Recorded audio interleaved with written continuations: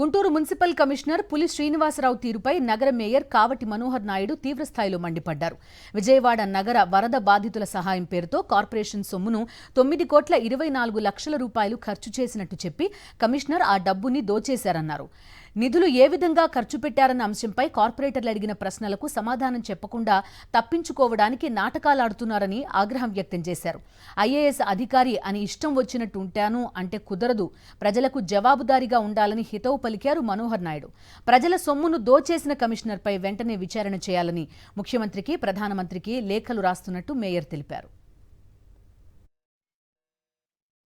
నువ్వు చేసినటువంటి అవినీతి ఈ నగర ప్రజలకి తెలియాలి కాబట్టి, నువ్వు చేసినటువంటి భాగవతం ఈ యొక్క నగరానికి తెలియాలి కాబట్టి, నువ్వు దోచుకున్నటువంటి సొమ్ము ఈ నగరానికి తెలియాలి కాబట్టి మేము ఈరోజు కౌన్సిల్ సమావేశంలో చర్చిద్దాం అనుకుంటే మీరు నిన్న 16వ తారీఖు మధ్యాహ్నం 1 గంటకో 12 గంటలకో పత్రికా సమావేశం ఏర్పాటు చేసి ఏం చెప్పారు సార్? స్టాండింగ్ కమిటీ ఎన్నికలు ఉన్నాయి, మేము ఎన్నికల కోడ్ వచ్చింది మేము పెట్టలేమన్నారు. ఓకే, ఎన్నికలకు మేము గౌరవిస్తాం, ఎన్నికలు పెట్టాలి, ఎన్నికల కోడ్ వచ్చింది కాబట్టి ఎన్నికలు మేము గౌరవిస్తాం.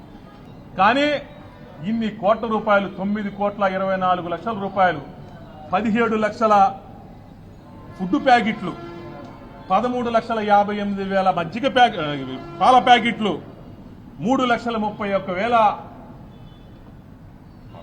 Water bottles. ఏమండి నేను అడుగుతా ఉన్నా, అక్కడ విజయవాడలో ఫ్లడ్ ఎఫెక్టెడ్ ఏరియాలో 1,75,000 మంది ముంపు బాధితులు.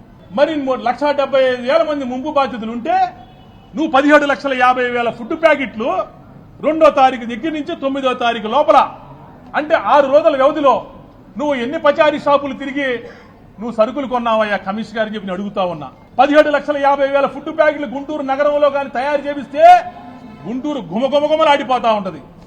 గుంటూరు గుమగుమగుమలాడిపోతా ఉంటది గుంటూరు. ఎందుకంటే 17,50,000 ఫుడ్ ప్యాకెట్లు, 17,50,000 ఫుడ్ ప్యాకెట్లు ఎక్కడ తయారు చేయించారు? ఏ షాపులో ఎచ్చాలు కొన్నారు?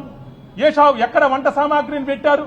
కనీసం ఫోటో ఉండాలి కదండి, ఆ ఫోటోలో లొకేషన్ ఉండాలి కదండి, ఆ ఫోటోలో టైం ఉండాలి, డేట్ ఉండాలి కదండి, ఆ తయారు చేసేటప్పుడు పర్చేజ్ చేసేటప్పుడు బిల్లులు ఉండాలి కదండి.